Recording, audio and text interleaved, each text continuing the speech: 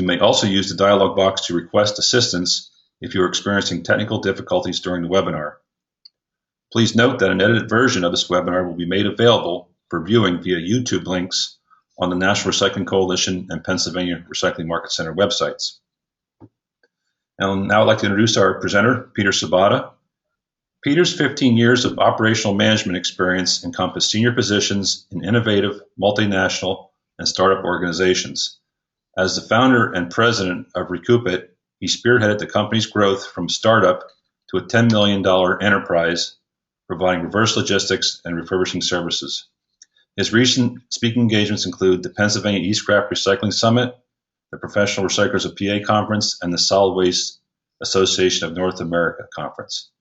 Peter is a known industry expert and leader in the field of reverse logistics and refurbishing. And Peter, I'll hand it over to you. Good afternoon. Thank you for the kind introduction. Again, my name is Peter Sobotta, and I'm the founder and president of recoupIT. And I'm very pleased to be giving today's presentation on refurbishing. So without further ado, I'll get into the presentation, which will be about 15 to 20 minutes. So the first off, if many people here and organizations that I've visited, and probably several attending this webinar, really have products coming through their warehouse. There's pretty obvious that some of these assets may have residual value, but tapping that value can be very challenging. And that's really where the option of refurbishing comes in and the potential to extract extra value. So anyone who's contemplating moving into that arena, there's really three things that are primary to what a refurbisher does, and I will touch on all three during this presentation. And what they are, as before you, is really you need to have access to the product. The second piece, of course, are resources, and finally, distribution channels to extract the extra revenue that you're going to create. So first off is the product.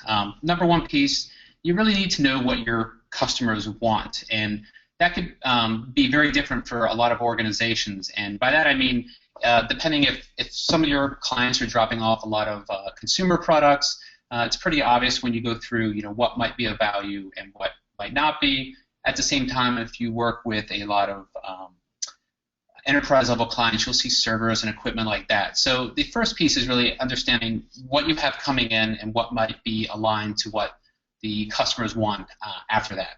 And following, I'm going to give you some examples of maybe what customers are not looking for. And this is one of them. What your customers are not looking for are antiquated technology. A good example would be an IBM PC from 1980. So I think this is obviously a bit extreme, and we all know that there's no real value in this product.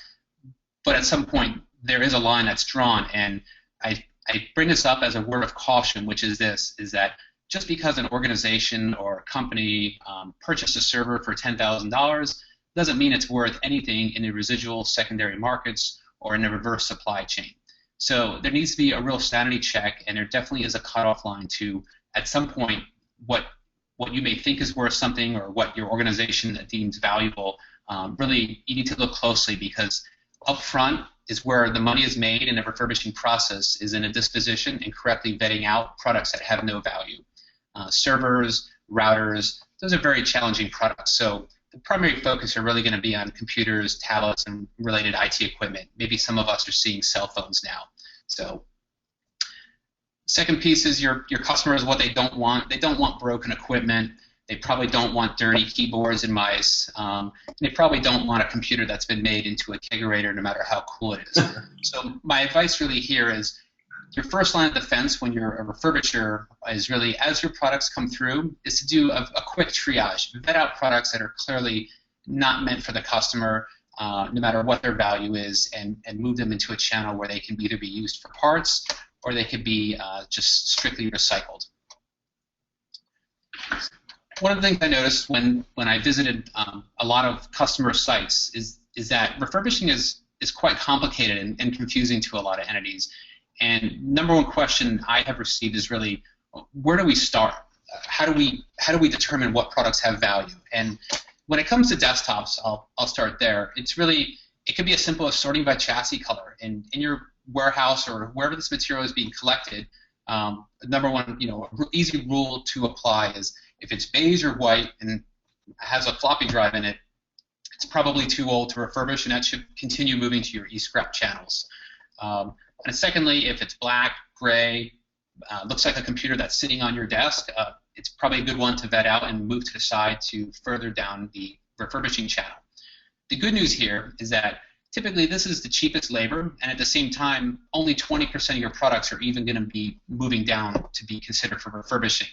So this goes back to, it's your first line of defense, vet out the products that clearly have no value, and move the ones down further that might have value. Some of them will still fall out, but you need some mechanism.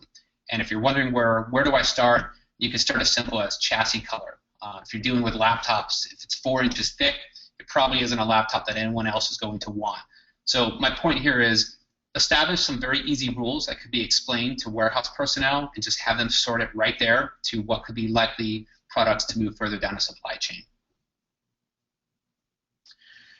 The second key piece to a refurbisher are the resources. And in that are really 3 components. What you have are the people, the processes, and the tools. And combined, that will encompass your entire refurbishing mechanism. So getting into that is what you need is an A team.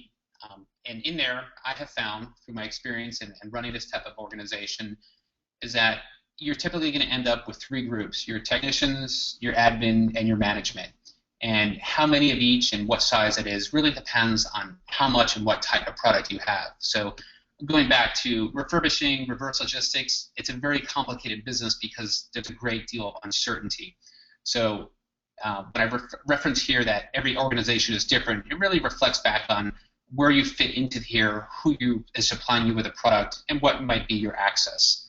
So in this case, if we were to take an example and say a company or organization has 1,000 IT assets coming through, in my experience, a team of 3 to 5 composed of this group, maybe 2 technicians, an admin, and a manager, can easily process 1,000 units a month through a reverse supply chain and refurbishing unit.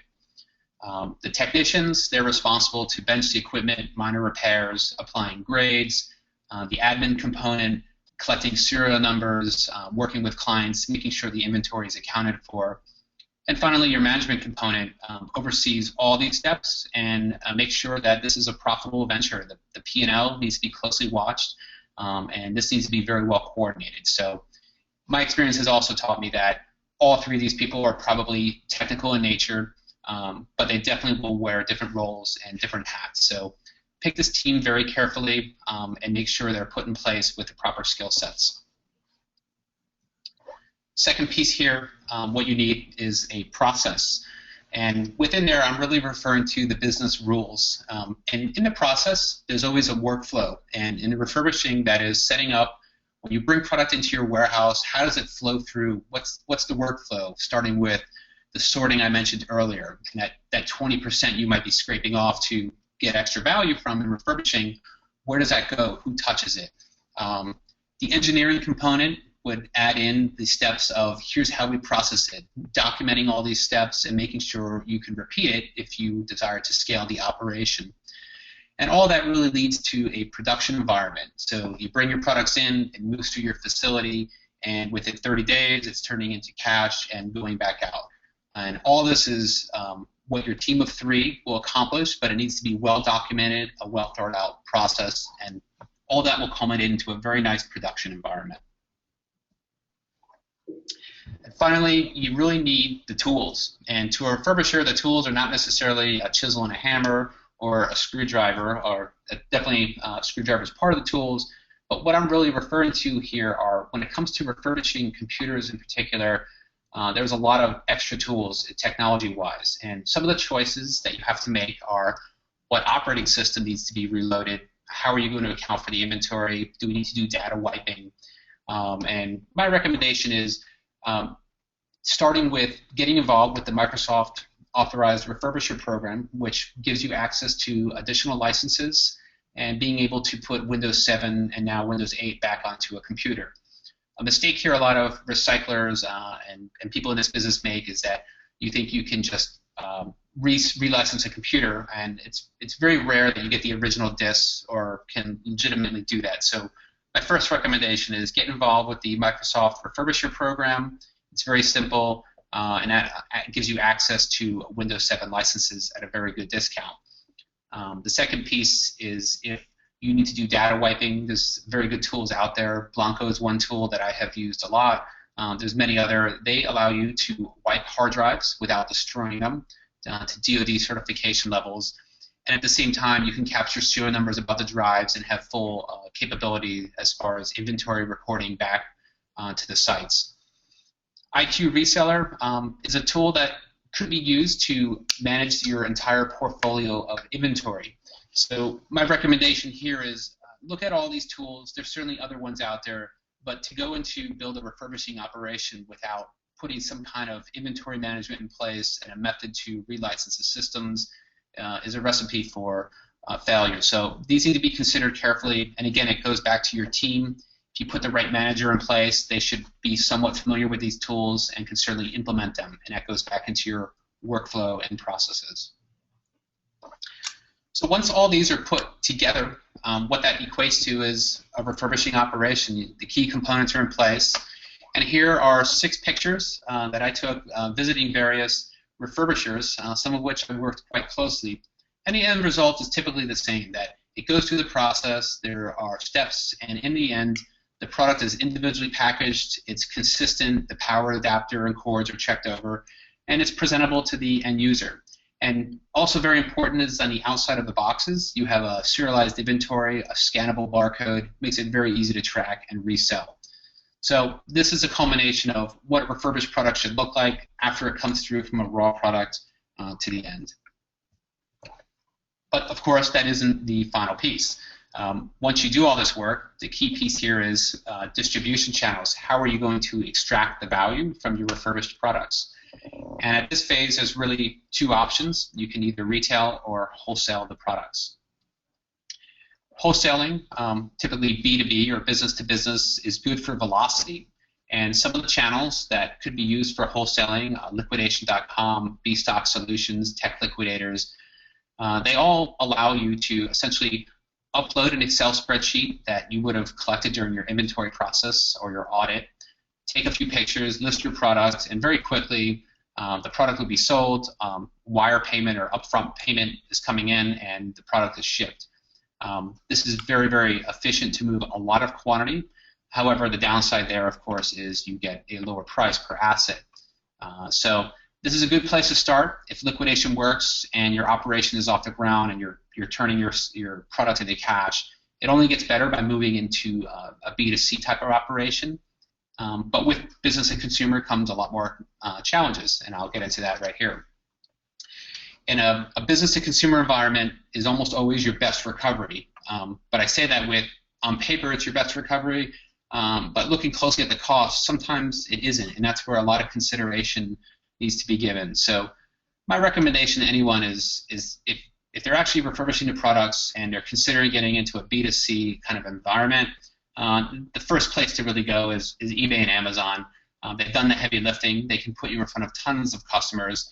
And if you can make money there, which is a very competitive environment, clearly opening your own store or moving to other platforms such as buy.com. Magento is an open source where you can open your own website. But with all these channels comes the complexity of managing consumers. And I would tread very carefully here. Gone are the days where eBay and Amazon would let you just list a product as is or in subpar condition and expect not to hear back from the customer. And in fact, if any product's listed on eBay or Amazon that does not meet those requirements, very quickly they'll flag your account and probably remove you or impose some kind of penalty. So my recommendation is if B2C is something that you would like to utilize to maximize your recovery, I would only put my best products there, and that is really only the products that make it to your A-grade condition. I would strongly consider your B-grade products, wholesaling those or moving them through liquidation channels, and your C-grade products, again, moving maybe back into the scrap channels. It's certainly not worth the risk damaging your reputation through products that just might not meet the customer's expectations.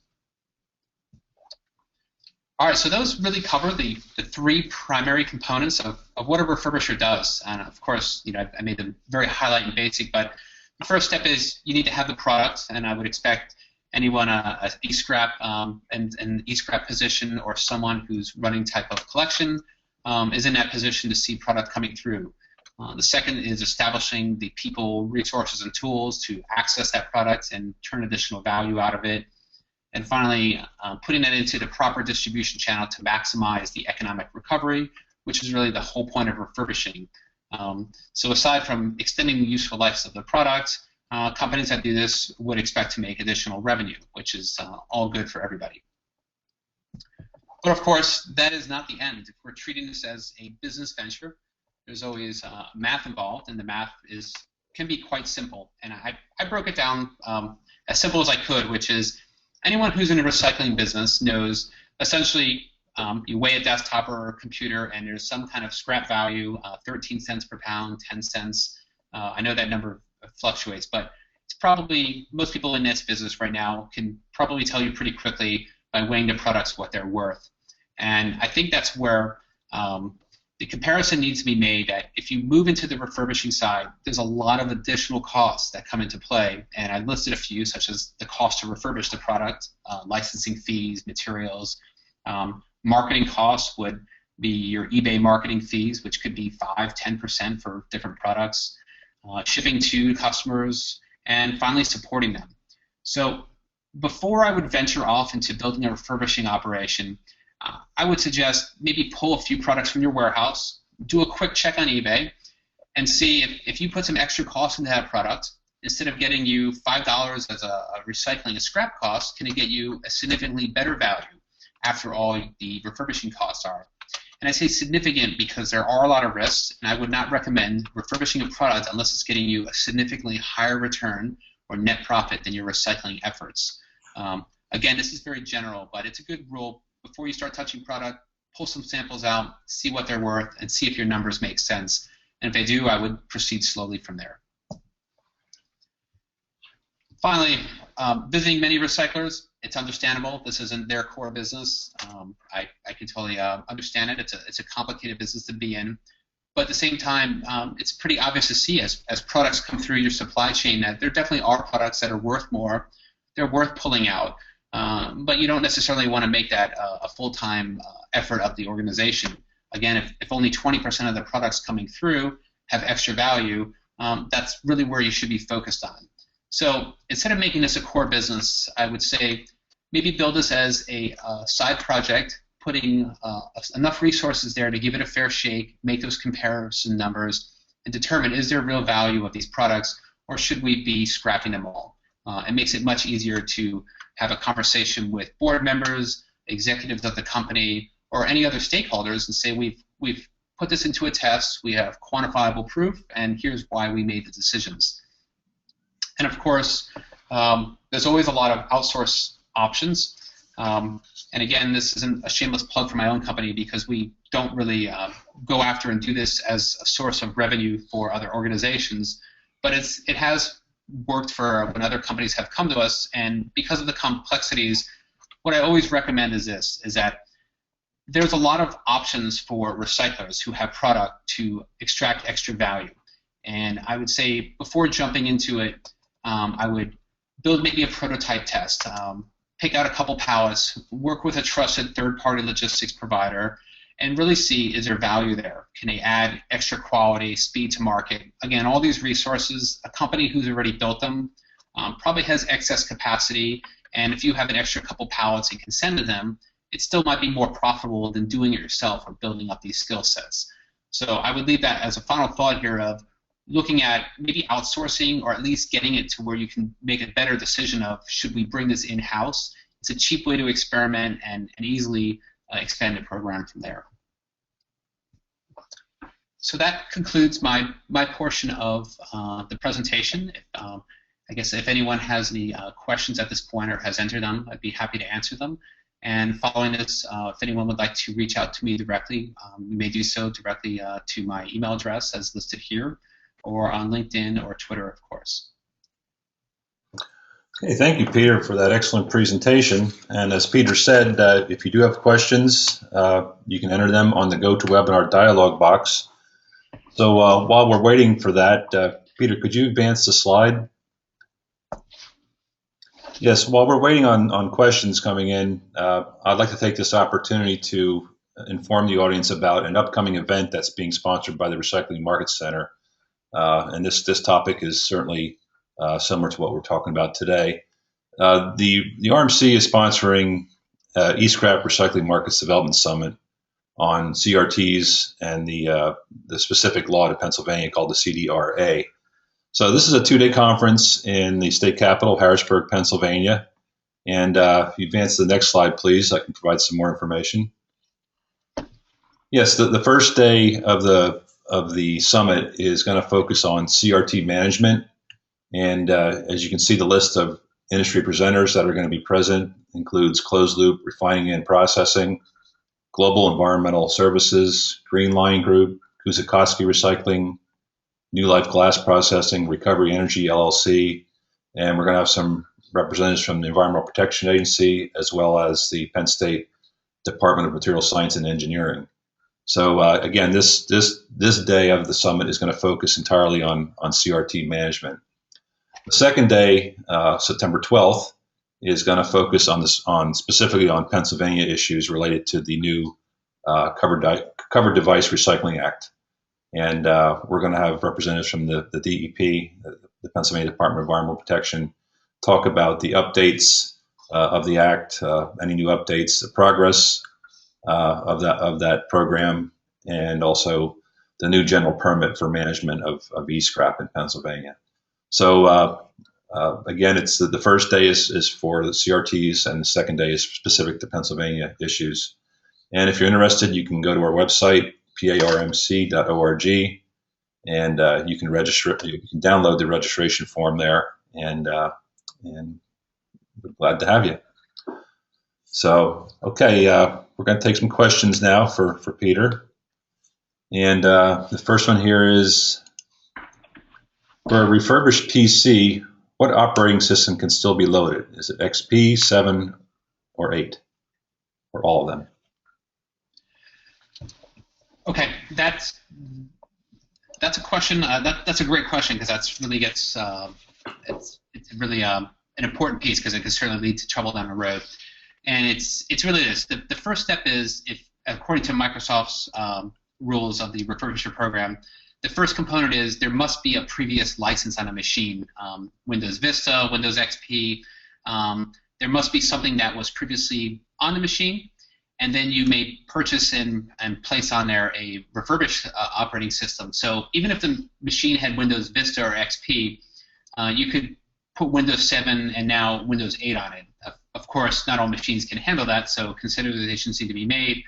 But for most refurbishers right now, many are doing Windows 7 because it's a huge acceptance. It's you can get a very good price on it from Microsoft, and it's compatible with many systems. It's not exceeding their capabilities.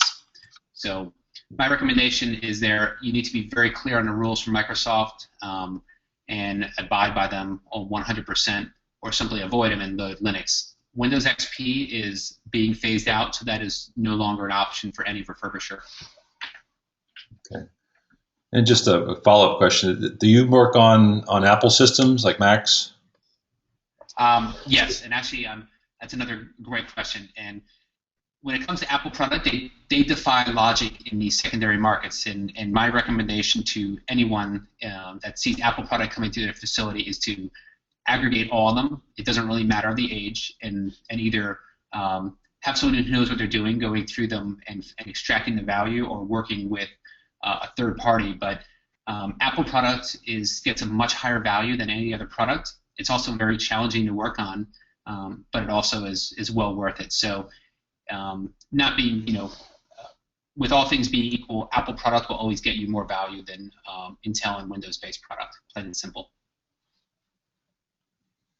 Okay, this question has, what types of training or conferences are available for refurbishers that are just getting into the business? Actually, the timing is great. There's the International Computer Refurbishers Conference, which is coming up in October, and that is literally for the last 10 years, and Microsoft's a big sponsor there of any and every question that someone could have about how do I get into this, how can I do it, what tools do I need. that is the right place to go to. It's in Colorado this year, and I'd be happy to provide, if anyone emails me, I can't remember the web address off the top of my head, but it is called the International Computers Refurbishers Conference, ICRS. If you Google that, I would recommend starting at that point this October and see what it's all about. Okay. That's all the questions we have for now, so I'll wait a minute here for some more coming in. But just as a reminder, next month's webinar is the third Tuesday of the month, so we hope that you log in for next month. Okay, here's a question. Would refurbished older machines handle Linux OS better than MSOS? Is there a market for Linux? I've had this debate with, actually at the Refurbisher conference, back and forth, and to even go one step further, I like experiments a lot, and so what your gut says and what the customer says can be very different when you start to approach the e-commerce business. So to answer that question conclusively, about a year ago, I took 100 systems, they were Dell Optiplexes, and we broke them down as far as categories that we were going to load Windows 7 on a small portion, we were going to load Linux on a small portion, and then we would load no operating system, so in a sense we had no OS, and sold them in the same channels, and to the variables we could control the timings in the marketplaces and just get a general assessment. And interesting enough, what I found was if the Microsoft license was an extra $30 to $50, which it is to many refurbishers, to get the extra value above Linux, obviously if the machine with Linux sold for $100, which is free, you'd have to get 130 in that case to break even. And I found the number to be very, very close, almost to the point where I can't tell you conclusively you will get more money with a machine with Windows 7. What I can tell you is it might be easier to sell. But as I dug deeper into that, I found many of the buyers were savvy enough to just reload their own versions. How they loaded those, I can't say, but I do know this. If I was to start there, I would probably load Linux on everything since it's free. It's an operating system. It's gaining more traction, and you can avoid all the hassles of Microsoft and the costs. And if you're doing very well there, you can always offer Windows 7 as an upsell. So let's say you pay Microsoft $30, you can charge your customer $50 for the convenience and ensure a profit margin. Next question is, what software application do you use that helps manage the refurbishing and resale process? There's several tools, but to refurbish in large scale, Microsoft has helped out the community by releasing a tool called RPK, the Register Pre-Installation Kit. And essentially it allows you to take 100, 200, 50, whatever your number is, you can put all your computers on a bench at the same time, different models and configurations, and in 5 minutes push the operating system to them and download the drivers and get them all configured. So if the question was what tools can we use to image and work through all these, Microsoft provides a tool to do that. Ironically, so does Linux. You can bulk image Linux at the same time, and to a degree Apple computers. As far as selling in the marketplaces, that's where you need a tool such as IQ Reseller or Magento to help you distribute your product and help with the e-commerce side. But they're two different tools. One's to use internally to get the product ready, and one's a tool to help you access e-commerce channels. Next question is, how much does it cost to become a Microsoft refurbisher? The cost is zero. You go to the Microsoft website, you fill in the credentials, and they give you access to the product keys, and there is no cost to be able to participate in the program. But there are rules to abide by, and it's very important that you make sure you read all the rules and abide by them. And I would recommend designating a person who's responsible for the licenses to make sure they understand the program and that no one breaks any of their rules. On the second side, I would say that I'm sorry, someone just called me. I would say that making sure that you get the operating system loaded correctly. You can get additional training. So if you go to the conference, the computer conference, they have a program if you show up a day early, and I think it's a couple $100, they'll actually teach you how to use all these tools and give you everything you need. So There's no cost to be in the program, but if you want a little bit of training, it might be a few $100s. There's one more important piece here, is that if you do get in the Microsoft program, they have what's called our citizenship licenses. So if you sell to nonprofits or redistribute your computers to eligible institutions like education institutions, you could load Windows 7 or Windows 8 for, I think, $5 or $7 a license, which is incredibly cheap and definitely a good option instead of Linux, because the price there is so close that you'll get extra sales and revenue. But it's a very restricted group that you can do that with, so you need to understand the program very well. Okay, I think that's it for the questions. Thank you, Peter, for those answers, and thank you for those excellent questions from the audience. As I said before, this webinar, like all the webinars in this series, has been recorded and will be made available via YouTube links on both the National Recycling Coalition and Recycling Market Center websites. And thank you again for joining us. We hope you'll join us for next month's webinar, and please visit our websites for the schedule updates. And have a great day, and thank you very much, Peter, and we'll see you next month.